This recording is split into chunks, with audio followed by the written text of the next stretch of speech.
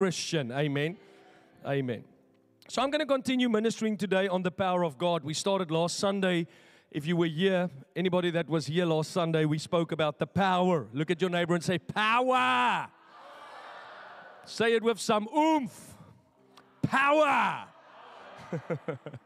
Have you guys seen these power men that they bring to churches in America, and then they take these warm water bottles and they blow them up to explode them, and they take pieces of wiring and they bent it or metal, and that's what we think the power men of God are. But that's not the power men of God. The power men of the Bible that the Bible talks about, the power, is the men that got God kind of results, men that got God kind of change, because there's some changes in life that only God can make. Some things in life that only God can do. Man cannot do it. No government can do it.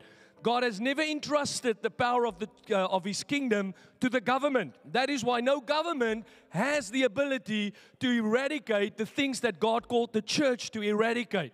There's not an education system in our world that can do, in certain respect, what the church is called to do, because the power of God is God getting involved, God shifting His weight, God putting His stamp on something, God speaking His word into a situation. And that power is a power that is not from man, it is from the kingdom, from God. In Acts chapter 1 verse 8, the scripture says, you will receive power. Say again, I love that word, power. When? When you go to church? No. When the Holy Spirit comes on you, and you will be witnesses of mine in Jerusalem, in all Judea, in Samaria, and to the ends of the earth. It's important to understand that Jesus was referring here to the context of your life. God wants to change people in your life. God wants to make a difference to your colleagues. God wants to make a difference to your neighbors. God wants to make a difference to the people that lives here in Scotland. There's something in Scotland that always wants to go and plant churches across the ocean, but there's a time in Scotland where God is calling Christians to make a difference in Scotland. There's a power that God wants to bring to Scotland, to Edinburgh, into the borough there, wherever you find yourself, in Glasgow, where we started that church. We haven't started that church to build a cool club. We started that church to demonstrate the power of God to the nation in Glasgow. We are not here to sit and faff around. We are not here to wait on God to come and change our world. God has called us to change the world. And as the church of Jesus Christ, He has empowered you to go and witness of Him in the world that you find yourself in. You know, people that is filled with power will always be explosive in their witness. They will talk about Jesus. They will tell people about their church. This small or soft, wishy-washy Christianity that we see all around us is because there's no power in Christians. I remember when I got saved back in 2024, my days, that's last year, 2004. When Jesus saved me, I was 23 years of age. And there was such a explosive power that came in my life that I started sharing my faith with anything that moved. I wanted to tell every colleague at work. I wanted to tell my mom, my dad. I wanted to make sure all my brothers hear about this, because if God's power is poured out into you, there is an explosive witness that comes out of your life. My goodness, on Saturday mornings, this was probably the worst of all my stories to tell. I had a friend, Piet, and I prayed and I said, God, how can we reach more souls? How can we tell people about this Jesus? I mean, we've experienced this life transformation. We wanted to take this to the nations. We wanted to take it into, I was living in London at the time, into our Judea in London, which was Leighton. I wanted to take it into my Samaria in London, which was central London. And eventually I wanted God to use me to the corners of London in order to be a witness of this gospel and of this new life that I found in the name of Jesus. So one morning we were praying and asking God, Lord, how must we preach? How must we go? And the Lord said, 2 African brothers, because we were African, still are. Don't let my color confuse you. I'm African. And these 2 African brothers woke up and we felt God said, just go knock on people's doors. Just go tell people. Go through every street in your borough and just tell them about the love of God. Tell them about the Savior Jesus. Don't take a flyer. Don't wait for a church program. Just go and witness to the nations that I have saved you. And if there's power upon you, Christian, let me tell you, you don't wait for a church to organize a Christian event. You go and you witness to the people that is around you, because there's something at work in you that wants to be demonstrated to the nations around you. The power. That's what power does.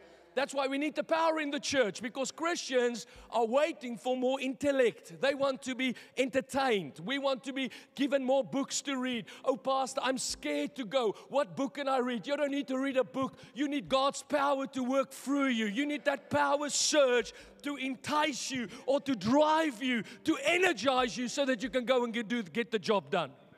That's the power. We looked at the meaning of the word power. It's dunamis, which means, they can put it on the screen, strength, power, ability, inherent power, power residing in a thing by virtue of its nature, or which a person or thing exerts and puts forth. Power for performing miracles. I'm preaching about this tonight. Because we all wait and we pray, God, come and do miracles, but God has called us to go and work the miracle. Jesus said, He said, all the miracles that I've done, you as the church will do even greater miracles than me. So while we wait for God to do the miracles, God is saying, you need to go and do the miracle, church. That's a fact. That's why it's not a New Testament Christian if you never see any wonders around you. If you never see the supernatural happening around you. There should be a God factor about you, a God factor about the church, a God factor about that home cell. There's an effect that comes when the power of God is in something. There's an effect. God brings the transformation. God brings the acceleration. God brings the multiplication, because His power is not power that is there to just be wasted on singing songs. It is explosive in getting the job done. That's dunamis, explosive. It's explosive. So God plants you in a community to start a church. There's an explosion of life. When we came to Edinburgh, my wife and I, we started in a flat and boom, there was an explosion of new life. Souls got saved. Lives got saved. This church came from a flat of 2 people. We lived in an apartment. The kids' church was in my bedroom. So every Sunday morning we would take the color-coded carpets, you know these color-coded carpets that you get for your kids, and we would pack it out in the bedroom, and we would put the TV on the bedside table, and the kids would have church in our house while we worship upstairs. And what people from the outside were thinking when they walked past our window, because the window was very close to the street, and people always laughed and scoffed, like they always do when God does something. But what they did not know is you can laugh all you want, but there's a demonstration of power that's busy exploding in the environment in that flat. 2 became 4, 4 became 8, 8 became 30, 30 became 60. Today that 2 people are 2 churches across 2 cities here in Scotland because of an explosive dunamis power. Same for you. Same when God calls you to go into that world of yours. Go and start a home cell. Go and start a Bible study group. Go and start that prayer meeting in Lloyd's TSB. Oh, but Pastor, no one in Lloyd's believes in God. They are all taken by science. Well, it's about time that someone with some power gets released in that environment, because the power of God will bring an explosive work wherever that power is released. Say power. So it's moral power. Put it back on the screen. It's moral power and excellence of soul. Next one is the power and the influence which belongs to riches and wealth. I love this because I think a lot of people know, as you get older in life, we all understand the power of wealth. We understand how people are influenced by money. Some people only do things for money. Some of you only work for money. You're not working because it's your calling. You're not doing that job because it's your purpose. You do that job because you get paid, right? And God is saying, when the power of the Holy Spirit comes, it will lead you beyond the influence and the motivation of wealth. You see, when you serve God, you do things that money cannot even motivate you to do, because of that power that is bringing forth what God wants for your life. The next point is the power of resources arising from numbers, the power consisting or resting upon armies, forces, and hosts. Church, there's no way to walk in this life in victory without the power of God at work in your life. There is no means to see God's plan unfold for your life without the power of God at work in your life. For us as a church, there's no way forward if we don't see a demonstration of the power of God here in CRC Edinburgh. There's no way forward for you as a Christian if you get used to a life without the power. You see, the power of God is the thing that brings that breakthrough. It's the thing that brings the release. It's the thing that brings the transformation. It's the power of God is what changes even the very ideas and challenges that you keep occupied with in your own mind. No church, no Christian can see God do something spectacular with their life without the supernatural power of God working through them. And that power is the Holy Spirit. We're going into Pentecost, so we're going to speak about the Holy Spirit for the next few Sundays, because one thing CRC is not a bless me club. CRC is not a place where we cater for man's soul and we cater for man's feelings and we cater for man's ideas. No, CRC is a church that caters for the presence of the Almighty God. We're a church that makes room for God. We're a church that wants to see a demonstration of the power of the Holy Spirit. We want to see how God baptizes you. We want to see how God breaks you out of your sin addiction. We want to see how God breaks you out of your substance addiction. We want to see how God transforms the whole way you do life. We don't want you to just be a sitting soul on a pew. We want you to be a life-giving source. Someone, when you step into an environment, things come into motion. When things are dead, God uses you to bring life into those areas explosively by His power.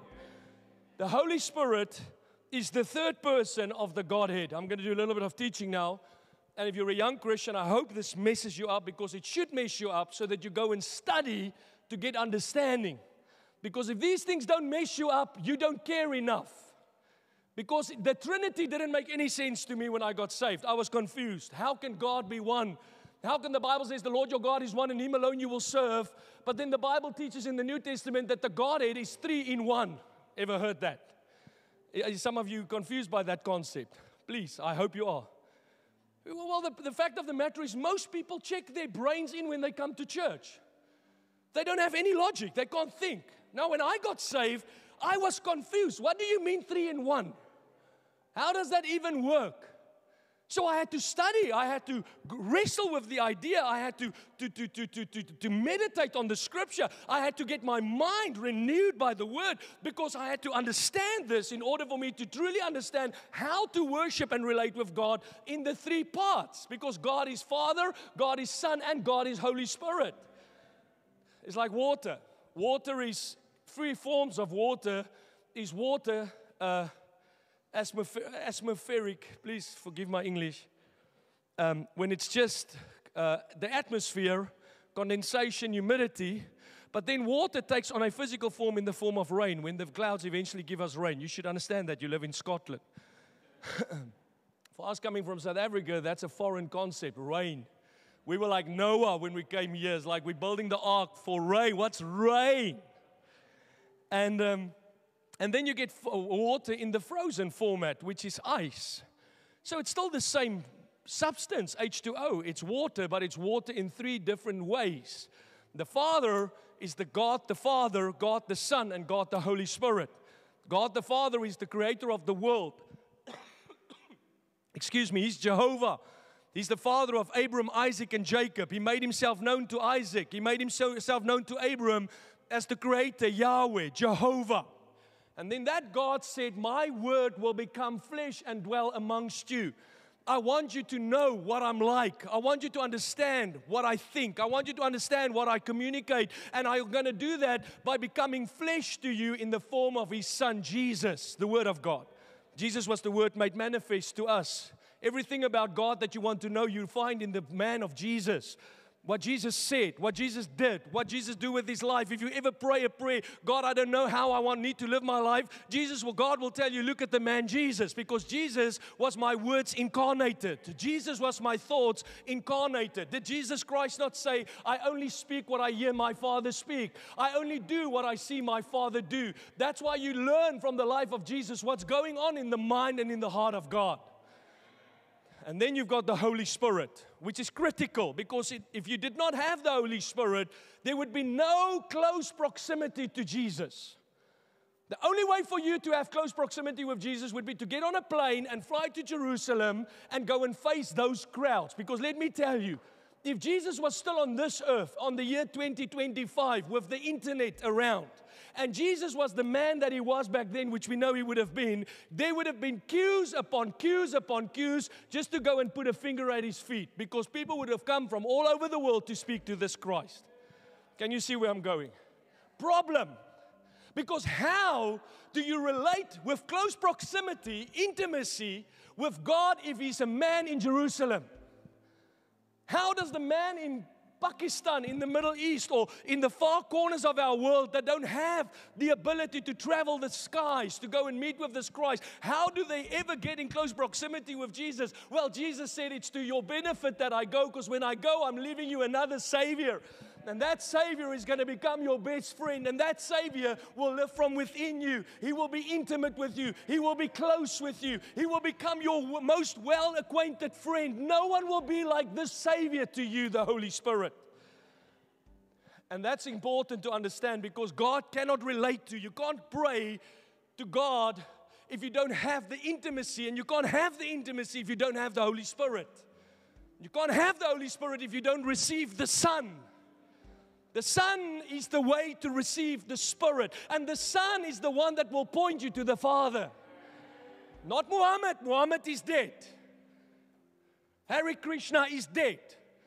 The Jewish rabbis are dead. They've all died. They've come and they've gone like mere men. But there's a man that's never died. The Bible says he rose from the grave on the third day, and one day he will make his return, and the nations of the world will call him by name. That's quite a scary thought, that people will know who Jesus is when he shows up, even those that did not believe. The Bible says every tongue will confess, every knee will bow to the name of Jesus Christ. It's not confusing.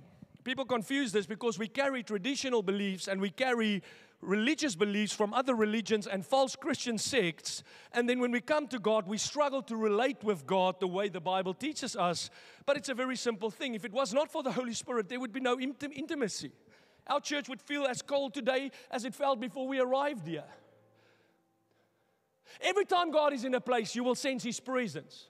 You will sense Him. First Sunday I came to CRC in London, where I for the first time experienced the presence of God. I felt His warm embrace. The preacher was preaching. I felt like every word he was speaking was directed at my heart. For some reason, this man knew everything about me, yet he has never met me in his life. And I later learned that that was the embrace of the Holy Spirit. That's God reaching down to me. That's God coming to save me. That's God reaching to a sinner, a wretched man. I deserve nothing of this. Like you, I didn't deserve this. I still don't deserve it. God, in His grace and love, reached to me and said, in my worst state I could have been, you young man, I want to get a hold of your heart. I left that service that morning. I will never forget this. I went to my cousin. I said, Rudy, why did you tell this pastor everything about me? He's like, what are you talking about? I didn't talk to him about you. I said, but how could he have been so personal? I said, because God was talking to you.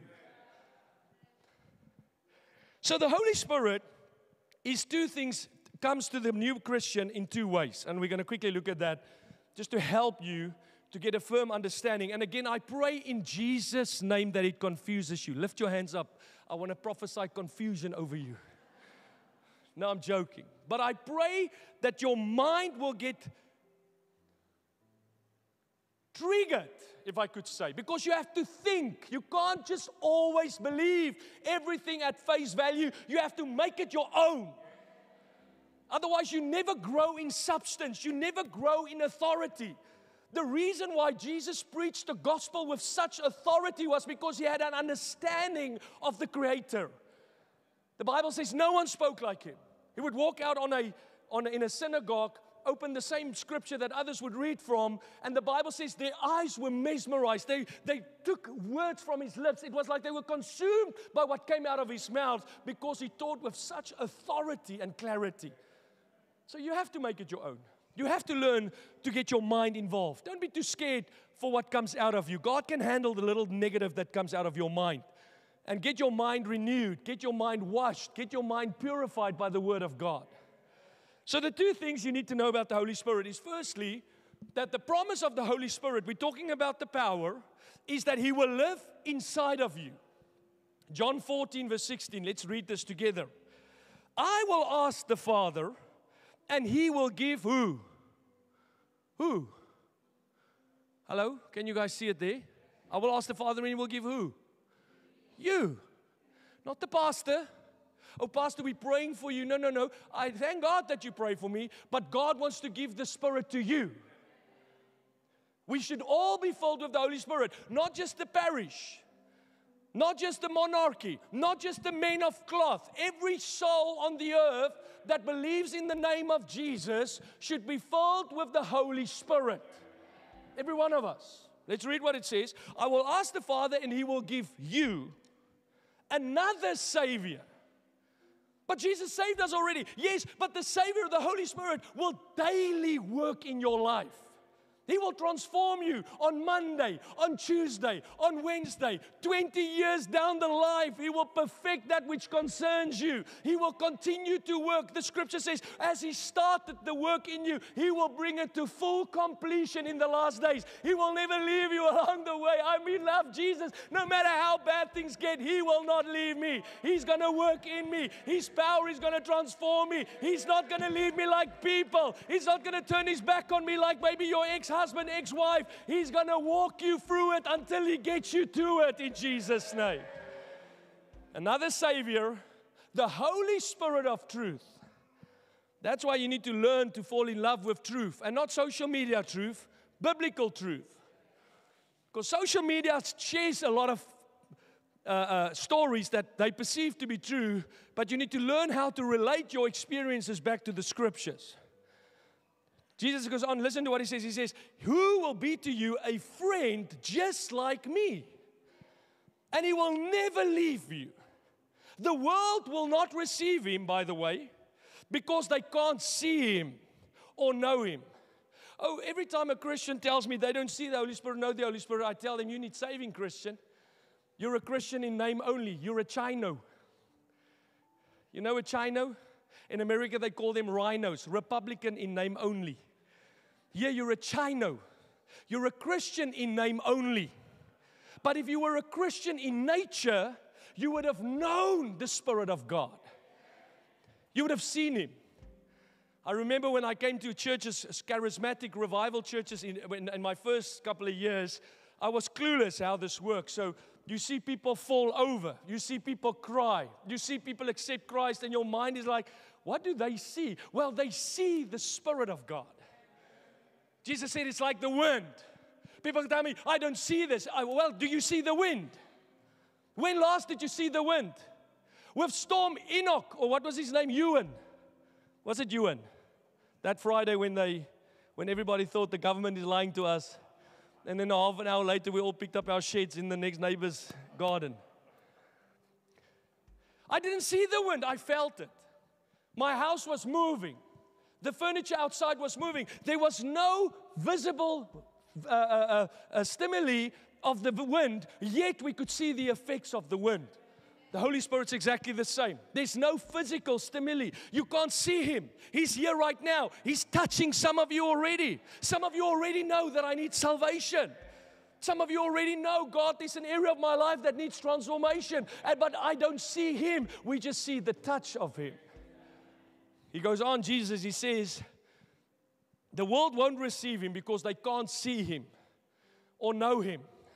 Stop trying to justify your praying in tongues to the world. They're clueless. What do they know? Oh, well, what's that church busy with? If you get saved, you will see it for yourself. You're not saved. That's why you don't see it. But the minute you see it, you know that you've received from that Spirit. Listen to what Jesus said here. I love this. He says, you will know Him intimately because He will remain with you and He will live inside of you. There's a promise of closeness with God. There's a depth that God is after in your life where only He knows you. No one knows you like that. Not even my wife knows me like the Holy Spirit knows me. Been married for 20 years.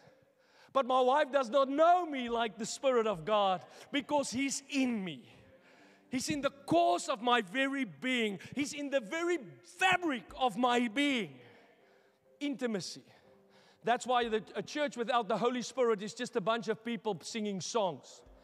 A church that's just going through the motions. Christians that's just all talk, but they never desire intimacy. They never long for that depth with God. You know, you some nights go to sleep and you pray, God, I want to know you deeper. I want to know you deeper. Why? Because I felt His embrace. I've experienced the closeness that comes with the Spirit of God that's living inside of me.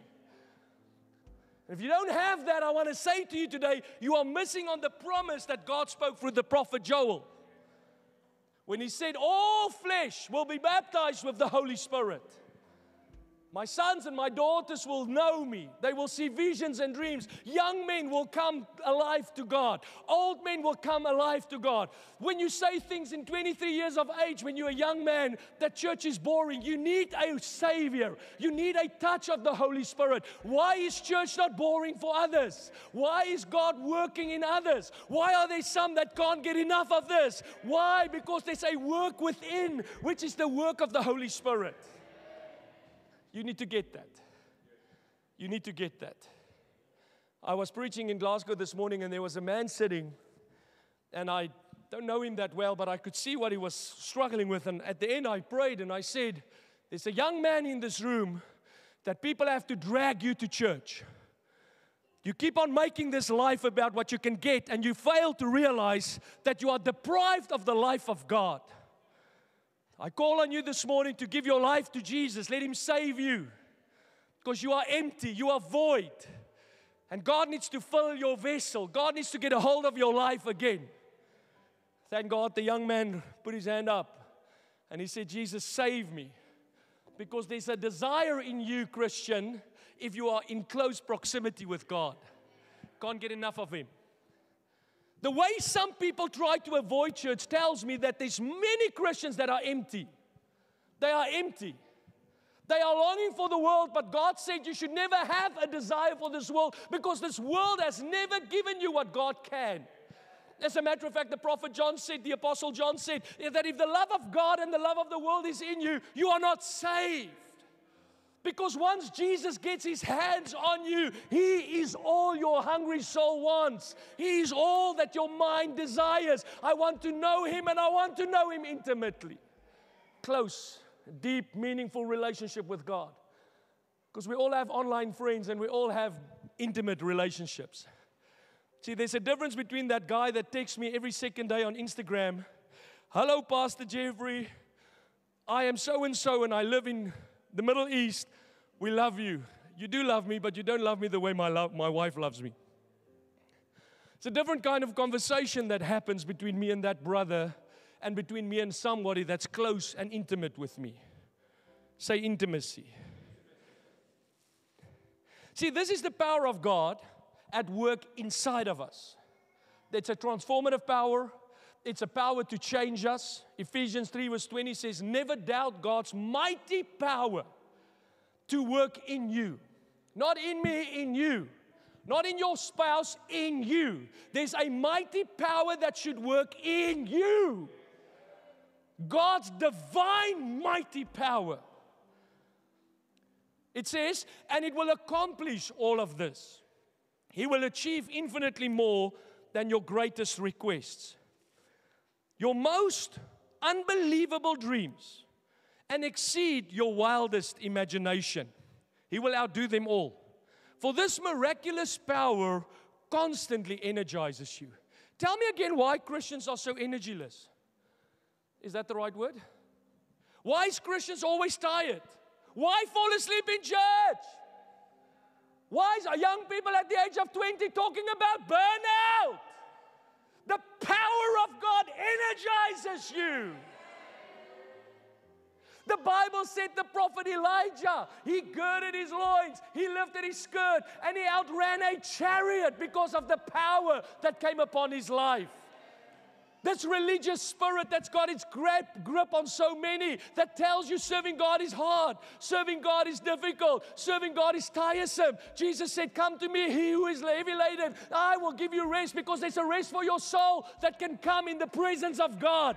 Serving God is not wearisome. Serving God is not this tiresome journey. It is a life that is infused with energy, passion, exhilaration. You run for God, and the longer you serve Him, the more you want to see God move, the more you want to do for your God.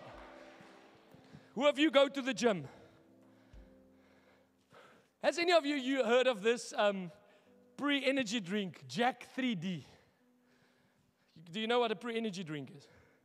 So before you go do some heavy lifting, you drink some juice. It's good juice. It's not, I shouldn't say juice. It's a drink, like a soft drink. You take a scoop, like a powder, and you put it in water. You can buy it over a counter in Tesco. It's not a drug. It's just a drink that gives you energy, so that when you walk into the gym, you don't walk in there as a defeated foe. You don't walk in there with no energy, because how do you stretch yourself if you do so with no energy? So in the church, the pre-workout drink is the power of God, the Holy Spirit, that when He comes upon you, you get infused with energy. You want to preach the gospel unashamed. You want to run your race for God. You want to finish strong. You want to stand out from the crowd, because there's a power at work in you. Say energy. I hate dead churches. Been to a dead church all my life when I grew up. You come through the door, you have to wake the preacher up. The time is to start the service. The only time you see most Christians come alive is when they're in a nightclub, which is quite an oxymoron, isn't it? I mean, sometimes you hear people talk when they talk about rugby and football. You hear them talk when they talk about politics and when they talk about money. And the same people, when the talk comes around God, I'm burned out. Why are you burned out? Why are you 20? You're 20. Why are you not burned out when you're looking for a girlfriend on Tinder? Why is there so much energy around you when you're trying to do things that soothes the flesh? You're not burned out. You're without the power. You've lost the power. Because when the power comes upon you, it energizes you. So I've been to those churches where they sit and they sit and they sit. Had a friend 3 weeks ago, went to a church in London. He's not been in church for almost 10, 15 years, Jew. And I encouraged him, and he finally went to church. So he sent me a selfie in the morning. He's standing outside the church building, and I'm like, well done. Encouraging. And then 4.5 hours later, he texted me and said, I had to leave because they only had song 2. Just like, you know, when you, you have to have there's no energy in the room. It's lifeless. Lifeless. When real Christians that walks in the power shows up, the energy in the atmosphere shifts immediately.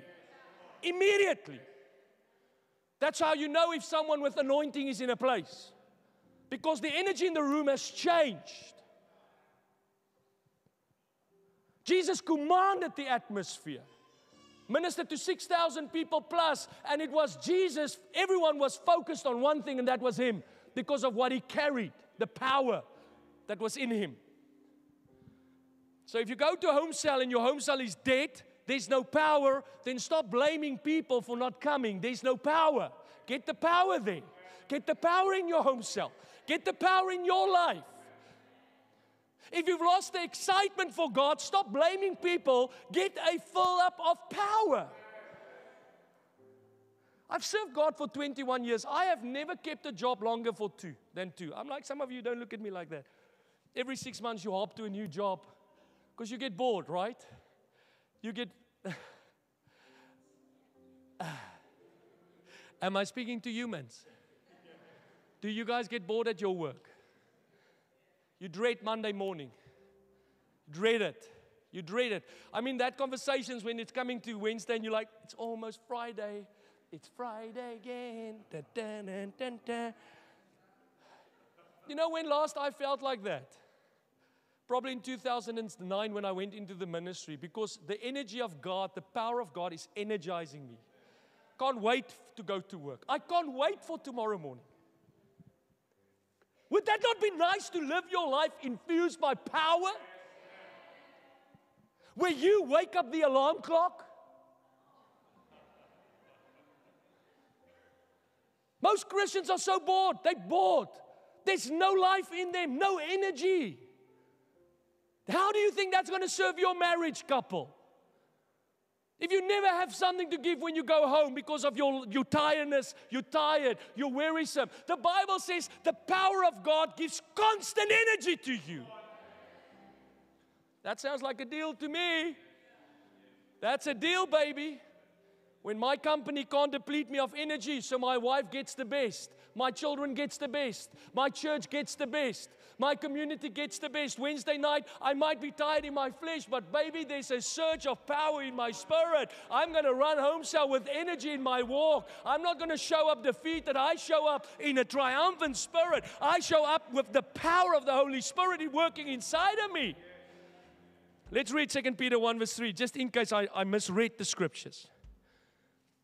His divine power has bestowed on us absolutely everything necessary for a dynamic spiritual life. Man, I love that. Oh, your church is too what? Let's qualify to what? Too lively? Is the pastor too dynamic? Is the band too dynamic? Well, I thought God bestowed upon us everything we need in order to serve with a dynamic spiritual life. So when I go for the interview and I know God has sent me on this interview, guess what? They can already sign the papers. I've got the job. I've got the job. That's why I've never in my life, I've never ever had a failed interview. Never. Because something in me clicked when I got saved, that when I walk into that room, I own this. Because by the way, why are you at an interview if God didn't send you? And if God did send you, then why don't God give it to you? Is God playing games with you? So I showed up. Good morning. Just sign there. You're wasting my time. Not really. Don't do that. Be respectful to people. But that's the conversation in my mind. Why? Because He's given me everything, absolutely everything, necessary to do what? To live dynamic spiritual life. So He calls you to go do an outreach on the street. He's given you everything to go and be dynamic there. Not timid. Not infused with fear. Not infused with average. You know, I'm just a poor boy from a poor family. Feel sorry for me because I really love God. Oh, Pastor, you know, we never have money. Well, you never have energy. Get energy so that you can go do a job that's worthy of pay. I'm a boss. I know what I want to do with people that performs well. You want to bless them. And I also know what I want to do with those that don't perform well. I want to get rid of them. It's a bit tricky when you're a pastor, trust me. Why? Because if you have energy and you have that divine spiritual endowment, you will be dynamic in your spiritual life. That's why Christians should be the most alert people around. They should be the most wakey people around. There should not be a Christian at 20 that talks burnout. Hey, you haven't even started your life. You've not even started. Start first. Talk about burnout when you're 45 like me. When a doctor has to tell me slow down and I'm like, Docky, give me something because I ain't slowing down. I went to the doctor. It was quite a liberating experience. So we sat in the seat. He took my bloods. I went to a specialist doctor. And he said to me, Jeffrey, you know what's an interesting fact? Every pastor that I see from CRC is burned out. I'm like, not me. He said, we'll see. I said, yeah, well, you will see. But I know I'm not burned out because I've got some unction in my gunction still. And then he took my bloods and he said, listen, can I explain something to you? Let's say burnout is the one side of the pendulum. And once the pendulum reaches there and it comes back to the other side, it's totally past burnout. You're now at the point of just shutting down. He said, you are already there for the last 3 months. I'm like, why do I not feel like that? He said, because your spirit is infused with power. He was a born-again doctor. He said, so the problem is, when you're tired, you go into your prayer room, you pray, and what happens? God empowers you. So now you come out of the room and your flesh is like, wait. So I said, so give me something. So he said, I need to look after my body, not do less, not sleep more, eat healthy. Get your bloods healthy. Because when you truly have God in you, there ain't no time to burn out because you have one life to live. One life. And you know, it's becoming a bit of a regular thing with me now when I have quiet time and I'm just chillaxing. How I start to realize that half of my life is, it's gone. It's gone. You will never get it back. You'll never get it back. Thank God for children that makes us sleep less. Amen. Because when you're young, you want to sleep, and then when you get older, you realize sleep is just a waste of time. I'm not talking about healthy sleeping. I'm talking about sleeping till 12 and 1 o'clock in the afternoon and then telling us how burned out and tired you are. You're not burned out and tired. You are lazy. And I don't even need to test you to tell you. I can just say it to you. You're lazy. You're fleshly. Your flesh man has got the better of you. I shouldn't tell you. Your mom should tell you, but your mom keeps making as if you're a god. I see how my mom makes with David. David can't make a foot wrong. Mommies? Our children can't do anything wrong as mommies, but your pastor is not your mommy. I'm your spiritual daddy. Say infused with power. Listen, if this offends you, you're not saved. Because I want more energy. I want more wisdom, how to nurture and care for my flesh, because I know my spirit can only run where these 2 feet carry me. And if these 2 feet are depleted, what does my spirit do? My spirit have to submit, and I don't want my spirit to ever submit to my flesh. Unless it's the submission of death, which is now I go to be with the Lord. Are you there? The second way how the Holy Spirit will come, the power, the first one is within us. The second one is He will come upon you. That's what we read in Acts 1 verse 8. You will receive power when the Holy Spirit comes on you, and you will be my witnesses. Notice that the Spirit of God, when it comes upon a believer, is not for consumption, it is for service. It's not to get more, it's to be more.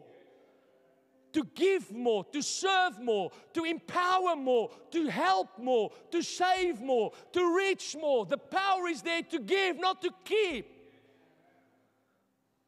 This is the manifest power of God, the explosive power of God. This is not for you. This is where God does His work through you for the world to see.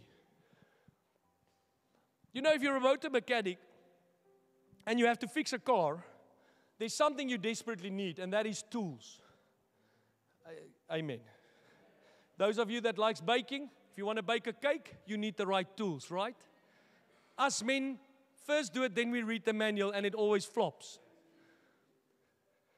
So it's good to have a proper toolkit when you go and do work on that motor engine.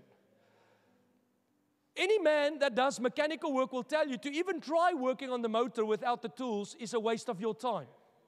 And often it will destroy or hurt the vessel that you're working on. It's exactly the same with God's power. You see, there's a work for the church to do for God. We're not doing it for ourselves. We're not here to build our organization. A man once said to me, your church seems like a pyramid scheme. Everybody has to recruit. I said, no, our church is a vessel in the hands of God.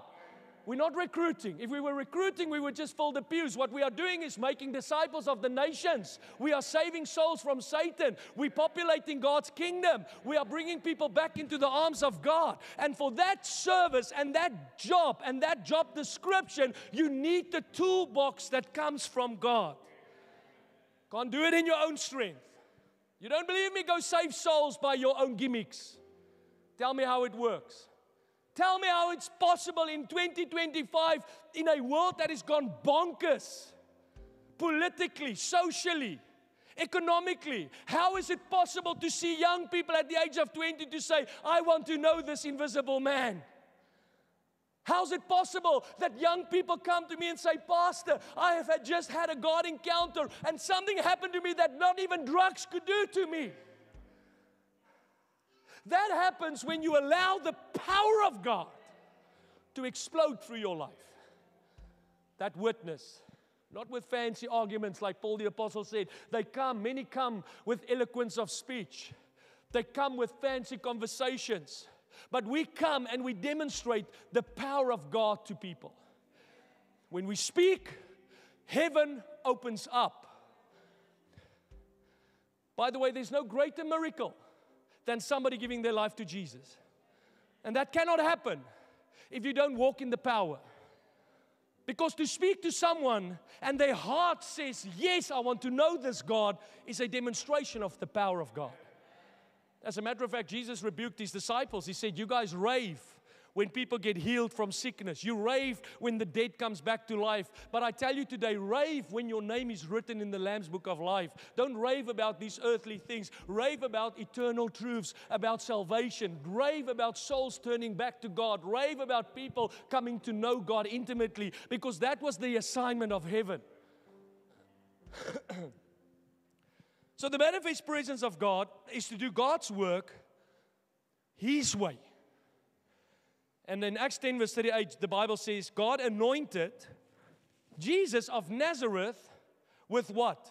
The Holy Spirit and with power. Remember, Jesus' ministry was only birthed after His baptism. He was 30 years of age when He got baptized by John the Baptist. The Bible says after He was baptized, the Holy Spirit descended upon Him in the form of a dove. It wasn't a dove, in the form of a dove, and He received the endowment. He received the anointing. He received the power, and the Father publicly endorsed Him and said, this is my Son. He's going to go and do what I want Him to do. That's the moment Jesus' ministry was birthed. Before that moment, He did no signs and wonders. Before that moment, there was no miraculous. There was nothing supernatural about Jesus except His birth. And His birth came because of the power that came upon His mother. Remember, the Holy Spirit came upon His mother and said, you will have son, because the Holy Spirit will conceive you. Is that making sense to you? So if Jesus received the Spirit and power, let's see what it was for. Is the scripture still on the screen?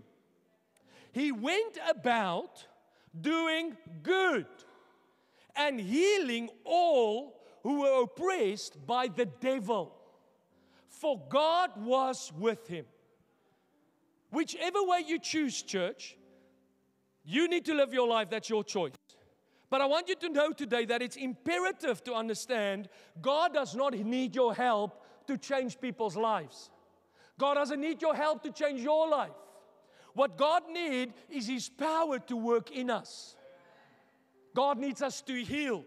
God needs us to embrace His power. You cannot be a Christian today that believes that the power of the Holy Spirit has ceased on the earth because the church was birthed in the year 0.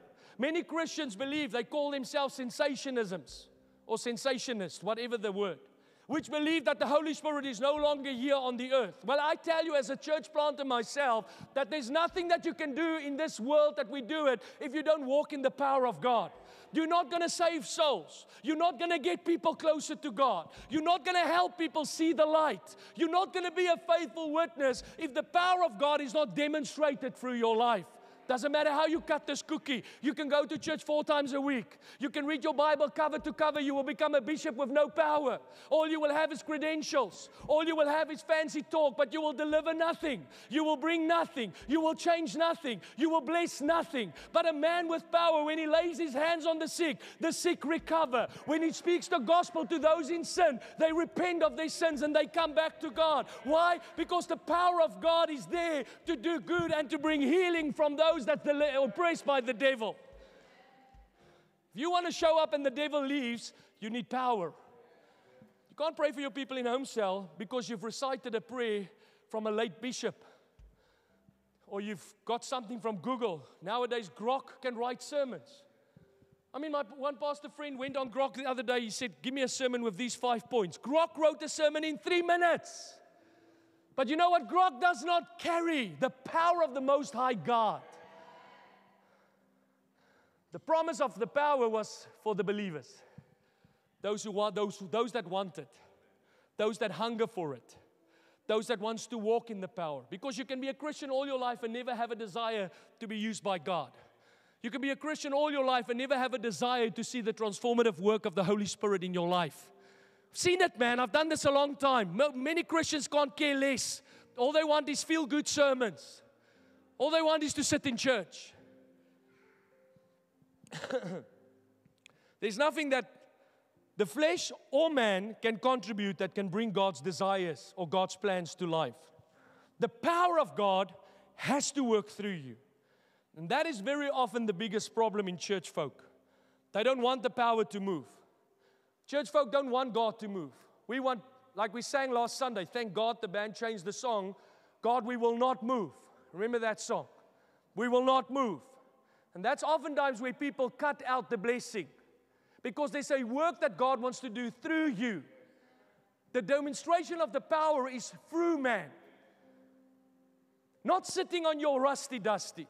Not disengaged in this Christian life. Not turning away when you see the needs of people around you. Not just always planning for holiday and your life and your leisure. But actually living as a child of the Most High God.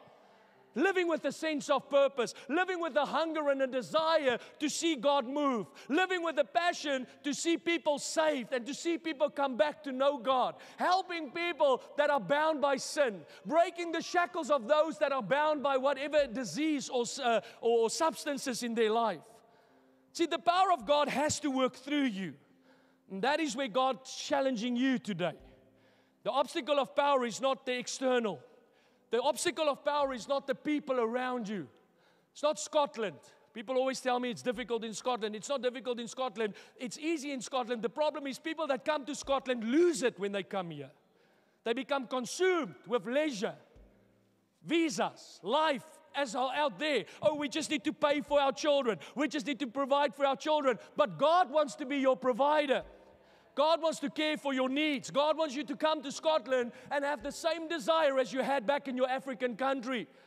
Have the same passion in your heart as you had when you met Jesus, to be used by Him, to make a difference for His name, to be a vessel that God can bless and work through. And if that's you, I want to say to you today, the power of God will work through your life as powerfully here in Scotland as it did in your home country where you came from. The reason we don't see the power in Scotland is because Christians are shutting off. Christians are sidelining God. They want to go to church, but they don't want to do anything. When we pray, nothing happens. When last did God answer a prayer when you prayed? When last did God heal somebody that was sick because you laid hands on them? When last did you see a miracle happen because you called on the God of heaven and earth and that God showed up in power? You see, the church don't work in this principle. We don't walk with this demonstration anymore. We want to beg God, come and change our world. And God is saying, hey, you have the power upon you. Go and do this life explosively. Go and be dynamic in your spiritual life. Go and preach the gospel. Save the sinners. Heal the sick. Deliver the oppressed. Come and bring healing and transformation in the lives of people. Stop asking God to do it, church. You go and do it in this power of the Holy Spirit. But no, churches are running empty. Christians are complaining like the world. Christians are serving God like the world. In Psalm 78 verse 41, the Bible says, again and again they tempted God and they limited the Holy One of Israel. I mean, that's a challenge. That you can physically limit God, the Creator. People say to me often, Pastor, why does these things happen in our world? It happens because we as Christians, we allow it. We permit it. The Bible says, whatever we bind on earth shall be bound in heaven. As the church. While we play the blame game, while we're pushing fingers to God, the question is, why is the church not doing what the church is empowered to do? Where's the healing hands? Because the NHS is no longer available for everyone. Some people have to wait for 18 months to get help. During COVID, everybody went in lockdown. Who went into COVID? Who walked into the pandemic with anointed hands? Who went in there to go and pray for the sick and pray that God will heal them? Because even lepers of the time could not stop the anointing when Jesus was on the earth. Leprosy was as contagious as COVID. Was the most deadly disease of the time, and yet Christians of the time had more power than they had fear. They had more power than they had arguments of the government. So the government says you don't touch a leper. Jesus said, bring the lepers here. Bring them.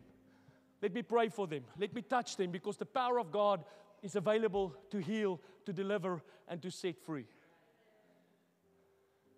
You need the power, Christian. You need the power. Money is not going to change it. For those of you that think when you have more money, things are going to get easier, it doesn't. In the kingdom of God, there's one way to demonstrate this, and that's through the Holy Spirit. God's power at work in us. Lay hands on the sick. Somebody that's not filled with the Holy Spirit, you anoint them.